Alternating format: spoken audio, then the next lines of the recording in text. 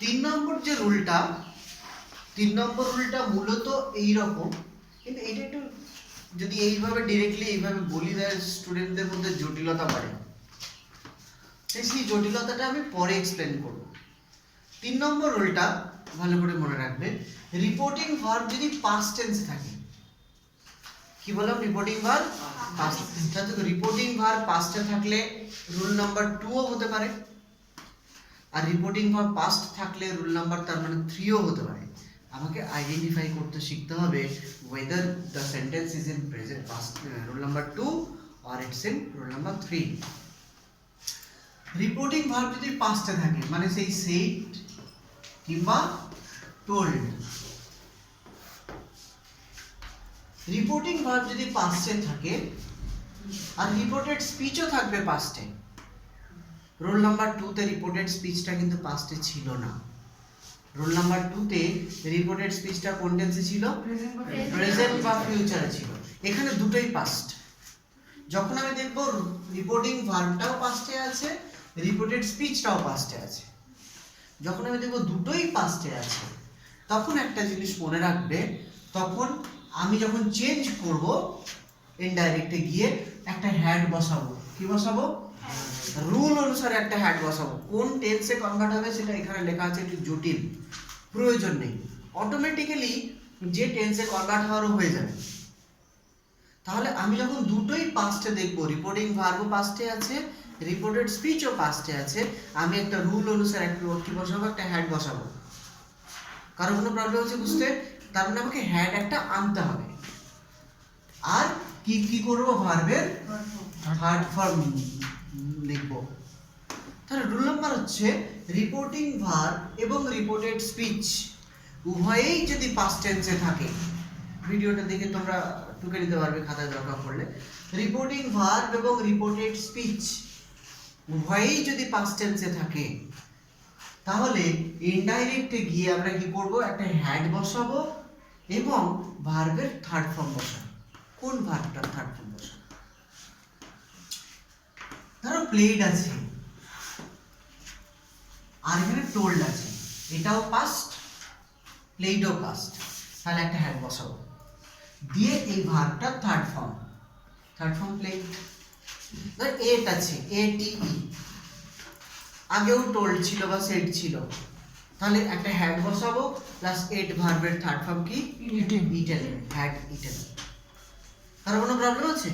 কিন্তু সেন্টেন্সটাই ওয়াজ ওয়্যার আছে, সেন্টেন্সটাই ওয়াজ বা ওয়্যার আছে, ওয়াজ বা ওয়্যারও তো পাস্ট, তাই তো? তাহলে আমাকে একটা হ্যাড বসাতে হবে।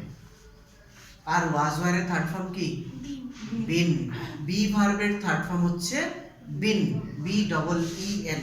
আমরা রেগুলার ইররেগুলার ভার্বসে পড়েছি, তো বি ভার্বের থার্ড ফর্ম বিন।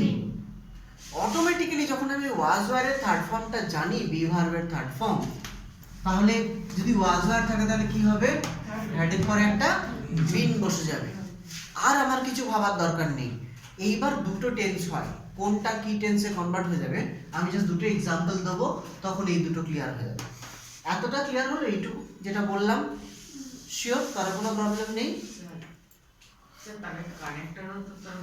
কানেক্টর তো দেখ সর্বজনীন কানেক্টর, সাবজেক্ট যেটা থাকবে, আই আছে, আইটা হি।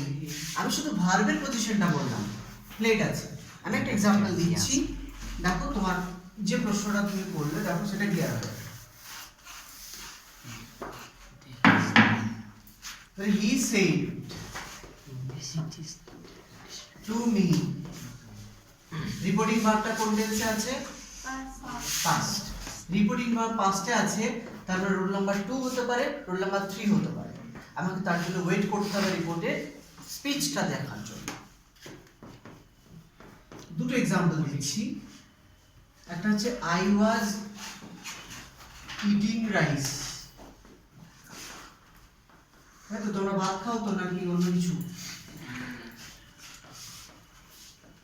একটা হচ্ছে he said to me I ate rice. তোমার প্রশ্নটার উত্তর তুমি পেয়ে যাবে সুন্দর। রুল নাম্বার আগে 2 নম্বরটাকে বোঝায় সহজটা। এখানে রিপোর্টিং ভার্বটা কোন টেন্সে আছে? পাস্ট। রিপোর্টেড স্পিচের ভার্ব কোনটা? এট। এটটা কোন টেন্সে আছে? বলো, কিছু বলছো? Reporting verb past, reported speech past. তাহলে রুল নাম্বার 3। তার রুল নাম্বার 3 যখনই আমি চেঞ্জ করব তাহলে কি বসাতে হবে? একটা হ্যাড বসাবো। আর এটের ভার্ব থার্ড ফর্ম ইটেন। দেখো আসছে কিনা?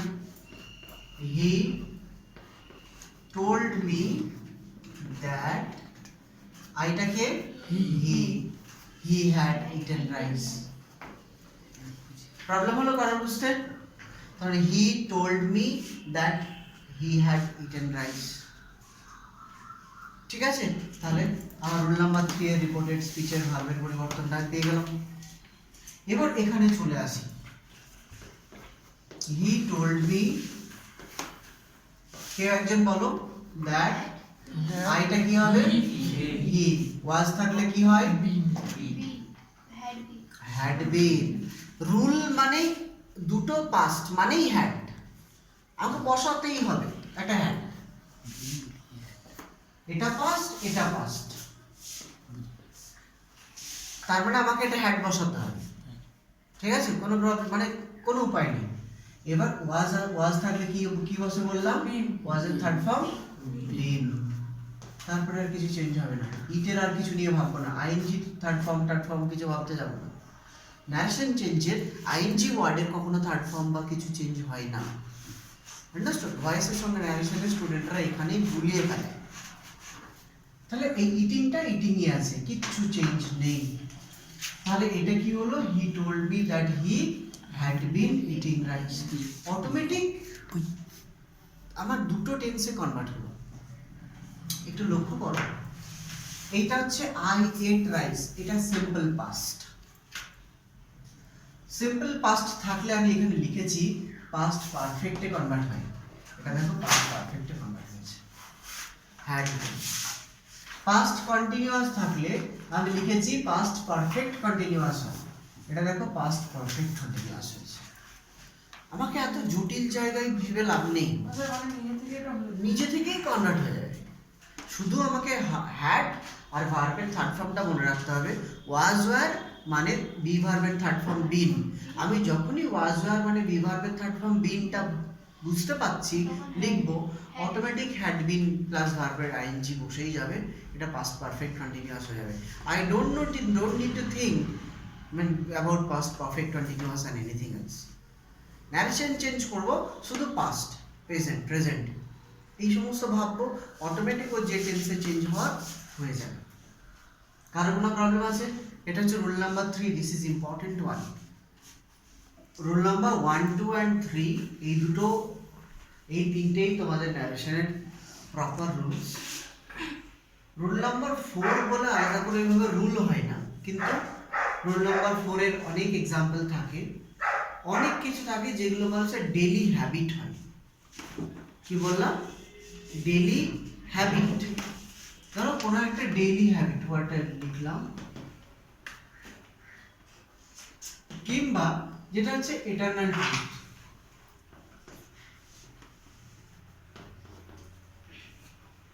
যেটা হচ্ছে এটারনাল ট্রুথ মানে চিরন্তন সত্য, সেইগুলোর কোনো পরিবর্তন হয় না। আমি যে রুল নাম্বার ধরো 2 বলেছি, তার একটা এক্সাম্পল দিচ্ছি। আপাত দৃষ্টিতে পুরোপুরি রুল নাম্বার 2 মনে হবে, কিন্তু সেটা পরিবর্তন হবে না। কিভাবে সেটা দেখো। বললাম হি সেড টু মি,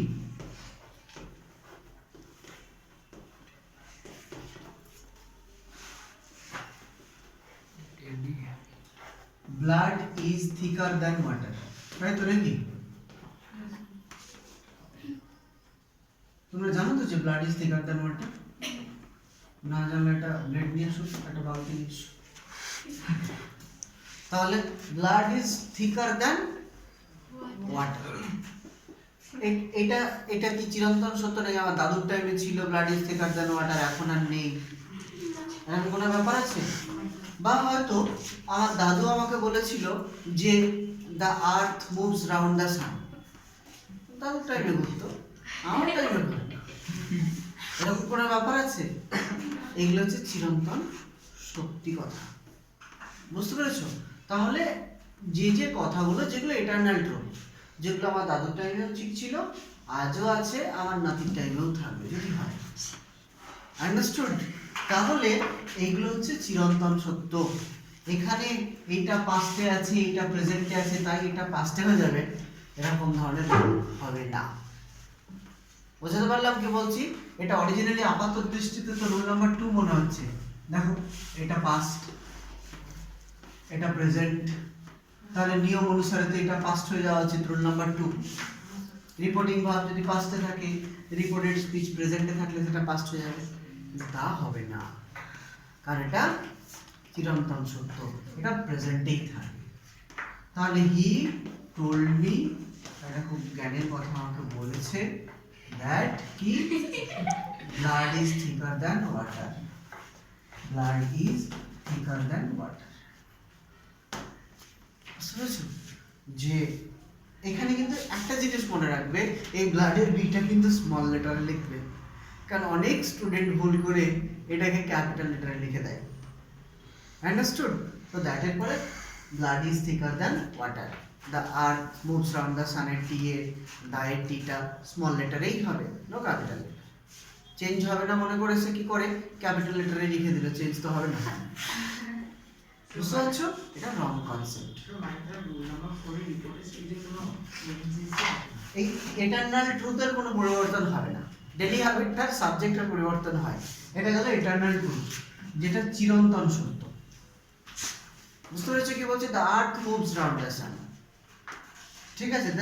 তারপরে প্রচুর কিছু আছে যেগুলো এটারনাল সত্য, যেগুলো চিরন্তন সত্য, ঠিক আছে? কোনো প্রবলেম আছে বুঝতে? এরকম ওয়ার্ডে কি ম্যাথে যখন এক্সারসাইজ করব এগুলো কি থাকবে তো? নিশ্চয়ই থাকবে। আচ্ছা, এইবার আমি ডেইলি হ্যাবিট বোঝাচ্ছি। ডেইলি হ্যাবিটটা একটা করাবো পরিবর্তন করে, একটা পরিবর্তন না করে। আমি কিন্তু পরিবর্তন করে এটাতেই বিশ্বাসী, হ্যাঁ, কিন্তু আমি বিশ্বাসীর সঙ্গে তো কিছু যায় আসে না, ঠিক আছে? তাহলে হি সেড টু মি, তাই তোমরা দুটোই শিখবে, এবং আমার মনে হয় আমি যেটা বলবো পরেরটাতে সেটা বেশি ঠিক হওয়া উচিত। I go to, I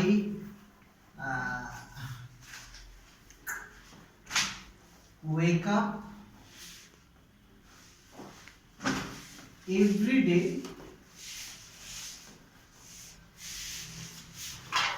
in the morning.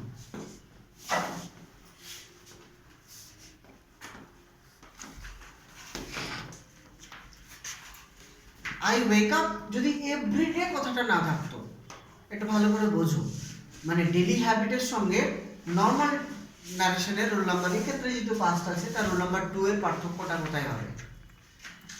আর যদি I wake up in the morning থাকতো, এভরিডে কথাটা নেই,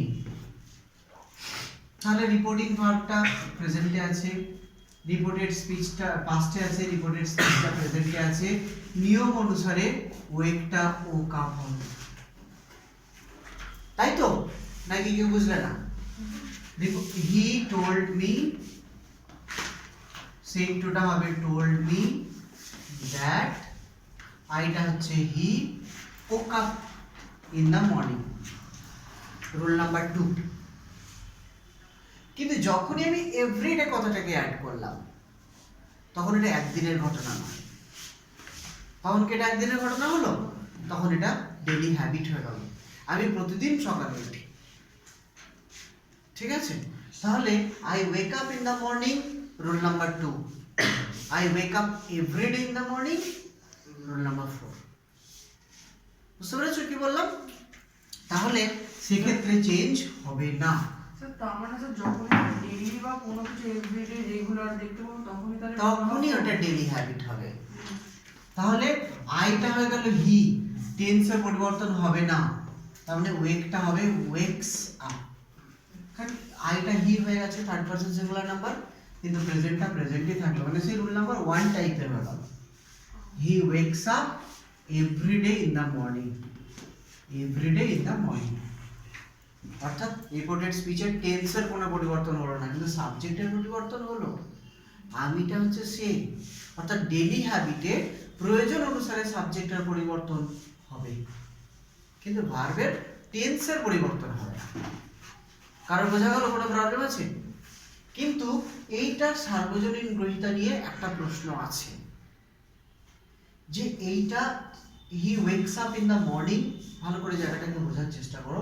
এটা লিখবে পরীক্ষা হলে রাইট, অবশ্যই রাইট, কিন্তু এইটার ডেইলি হ্যাবিটটাকে প্রেজেন্টে সবসময় যে রাখবো, কেন রাখবো না, এই জায়গাটায় না একটা উত্তর হতে পারে। সেটা হচ্ছে, দেখো সে আমাকে বলেছিল, সেই ভদ্রলোক তো বেঁচে নাও থাকতে পারে এখন। বুঝতে পারছো আমি কি বলছি?